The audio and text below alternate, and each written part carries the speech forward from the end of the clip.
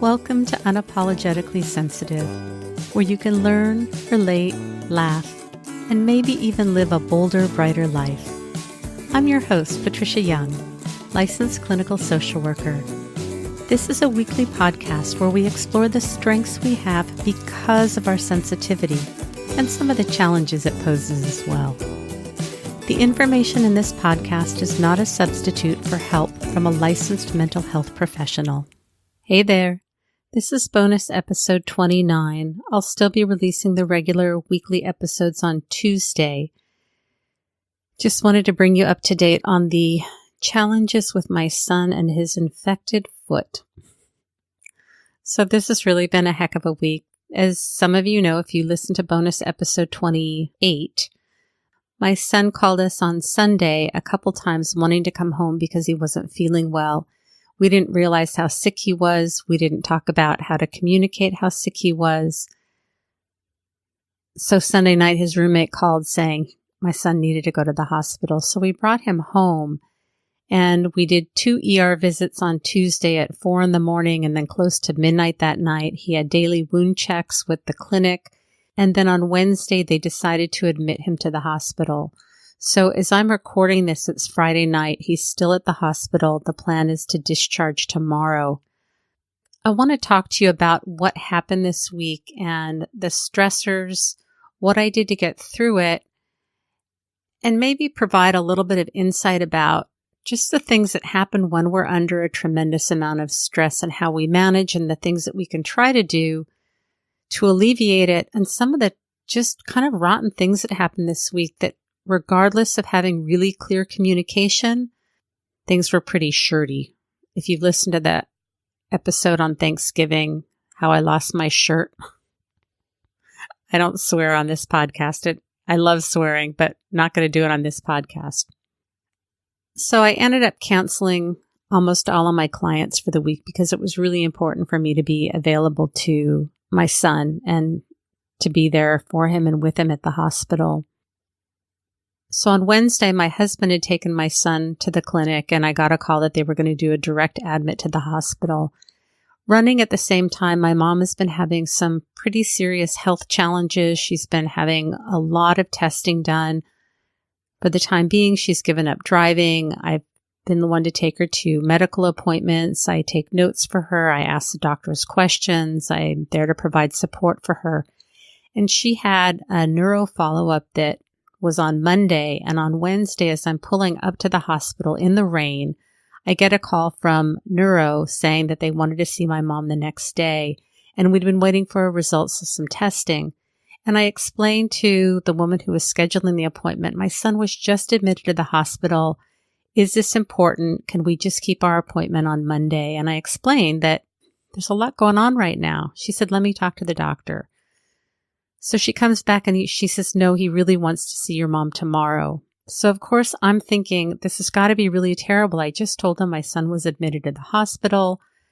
He needs to see her. It must be really, really terrible news.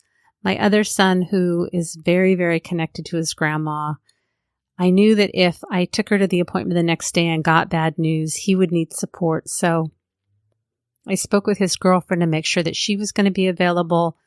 My mom didn't have this information. She just knew that the doctor called and wanted to see if I could take her in the next day. And because part of what's going on with my mom is stress exacerbates her condition, I really wasn't able to talk to her about why it was important that we were going in the next day.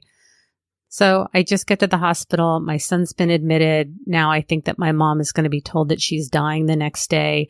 I'm having to hold all this. It was really a lot to carry, and I hardly had the ability to just deal with what was going on with my son and the concerns that the infection was spreading. We didn't know what it was. He wasn't responding to antibiotics. And now on top of this, I'm assuming that my mom is basically dying. Yeah, fun, huh? So we get through the day with my son. I spend Thursday at the hospital with him. I come home to take my mom to her appointment. We live in San Diego. We had the biggest rainstorm that we've had in, years. I take her to the appointment.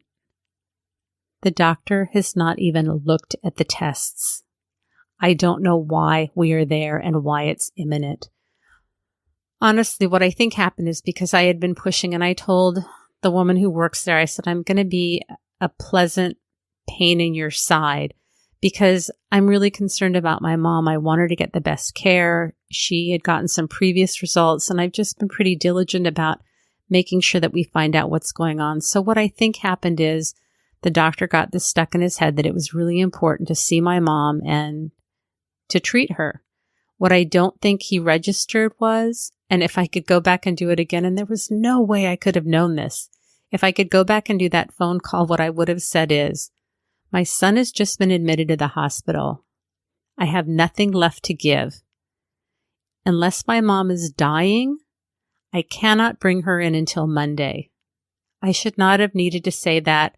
I really think the doctor was acting out of his best interest, thinking that he was being helpful and being responsive because I'd made it very clear that my mom's care was important to me.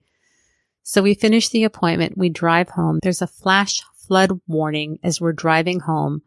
What would have been a 20-minute drive takes over an hour. There's thunder. There's lightning. I could have fallen asleep when I left the hospital to come home to get my mom. By the time we get home, I have a small car and I avoided the regular place that I get off because there's flooding. I ended up, driving through these torrential areas where I was concerned that my car was going to be swept away. I know that sounds dramatic. I'm tired. I'm fatigued. There's nothing left. And all I can do is think about the worst thing that's going to happen. So by the time we get home, I'm depleted. What I really want to do is go straight to bed. It's probably 6 o'clock at night. I just want to go to bed. And when I wake up, I want everything to be better. And what I found is when I got home, because of the constant tension and being tired and the stress, I wanted to pick a fight with my husband. And I told him, I was asking, did you do this? Did you do? And I said, I just want to pick a fight with you. The blessing in all of this is, at least for this day, is I have some great support. And instead of me feeling like I don't have a right to be mad at the doctor, I should be grateful that my mom isn't dying. Oh, and I had to call my son's girlfriend and say, it's all good. Don't worry about it. I really gave myself permission to feel really, really pissed because I really had expected that the doctor was going to say, this is what we found out with your mom. It's imminent. We don't know what's going to happen. I sat with that in addition to having to deal with this stress about my son, and we didn't really know why the infection wasn't clearing up. I'm worried about him losing his foot. I mean, there's just a lot. I really gave myself permission to feel pretty angry. And I had support in places where I could talk about that. And I think in the past, I would have held back. Like, how can I have a right to be angry? And, he meant well and blah, blah, blah. I really think that naming things, talking about it, allowing that energy to move through us and to not have guilt about it really helped me to move through it. The next day, which is today, I was back at the hospital with my son. There's some minor things that are going on. I have a medical background. I tend to be a great troubleshooter. I get pretty hypervigilant when it comes to my kids not doing well. My mama bear instincts come out. My husband and son tend to go to the other extreme of thinking everything's fine. And that really makes it hard for me as a highly sensitive person. I've talked about this before. Nobody's wrong. I'm not blaming anything, but it just amps up my hypervigilance. It amps up my sense that I'm the only one that's focusing and paying attention, and it makes me irritable. It makes me really hard to be around. Fortunately, the medical staff at the hospital have been great. I feel like they're on top of things. I have not felt like I've had to monitor or check or push them. I really feel like they've taken this seriously and they've listened to all of my concerns and have been incredibly responsive. But something happened today where we needed to figure out where is my son going to get medical care when he returns to school in case the infection comes back, it doesn't clear up. Because of our insurance, he needs to go to a specific place. So this morning, while the three of us were in the room, we talked about having the social worker come and talk to us. Well, I had to leave the hospital to take my mom to another appointment today. And when I get out of the appointment, I get a message saying that, the social worker was there and she left her card. This was 3:15. She was there until 3:30. It's Friday afternoon. So we need to get this information and I've got 15 minutes. And my son and husband were in the room when we knew she was coming and they didn't take care of it. So this is what triggers that sense of hypervigilance, that mental load that I'm the only one that's paying attention. I've got to stay on top of things. So I talked to both my husband and my son. I think I did it kindly. It's hard. I'm concerned about my son. My husband wants to support me. We have a different way of responding. He's stressed in a different way. My son is stressed in a different way. So this is not an optimal time where we're all having big kumbaya moments. But what I did share with my husband and son is when you guys don't follow through on what needs to be done and you don't listen, this adds to my mental load. It adds to that sense that I have to handle everything and I get more irritable. And I think that's important information. I think that they need to know that if they want to support me and they don't want a crabby wife and mom, this is what they need to do. The good news is my husband went and found the social worker. We got it all taken care of. We got information. So it's all handled now. But I know that this is very typical in families that generally one of the partners tend to be more responsive. The other partner tends to go the other way. It really can create a lot of conflict, and it's been a really challenging and stressful situation. And I think under the circumstances, we're managing pretty well. So the last little part is the plan is to discharge him tomorrow, and I have an interview scheduled for the podcast, and it's someone that I'm really lucky to get, and I don't want to cancel with her because I may not be able to book her for a number of months. And so now I'm trying to manage what time is he going to be discharged. I need to get that discharge information, the follow-up information. So I called tonight and spoke with the doctor. We're coming up with a plan to figure out how to try and make all the pieces work.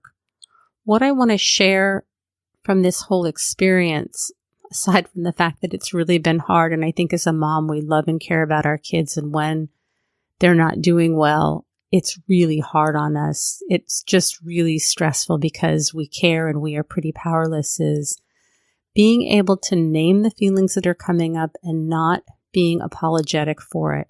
And I've made it really clear to the staff that my mama bearness is up. I'm trying to stay on top of things. Fortunately, the staff have been really responsive, and I have not been apologetic about making sure that things are being done the way that they need to be done and followed up on. My husband and son are not super appreciative of this quality that I have at this point. And you know what? I'm really okay with that. My son's health and well-being is what my priority is. And if he doesn't think I'm being a palsy-walsy mom right now, I can live with that. And I'm not saying that my husband and son are doing anything wrong. I'm just saying this is where I go when someone I love needs care, and they just have a very different way of handling it. I've really mobilized my support. I have been so blessed by all of the support. And if you're one of the people that on Facebook has been supportive, on Instagram that's been supportive, you're in my close circle of friends, you have gotten me through this time. Being able to know that you're there and you care so that I'm not feeling like I'm alone has been so incredibly healing and powerful to me. And then just allowing myself to have all the feels. I've had a couple of cries. I've gotten angry. I've really had a lot of feelings going on. And to me, feelings are just energy. And when we allow ourselves to have the feelings, they come and they go. And it's when we don't allow ourselves to have the feels, that energy just gets blocked up inside of us, and it makes it really hard for us to heal. And then I think that our feelings come out all different ways. They come out as anger and resentment, and it comes out sideways. And so when we are able to allow ourselves to just feel everything, it comes and it goes. Probably comes back and then it goes again. So thank you so much for being with me on this journey. I really appreciate it. I hope everybody is enjoying the holiday season. I hope you're having a little bit of peace. It can be a really stressful time of year. Please remember that being sensitive is nothing to apologize for. It's our superpower. Have a blessed day.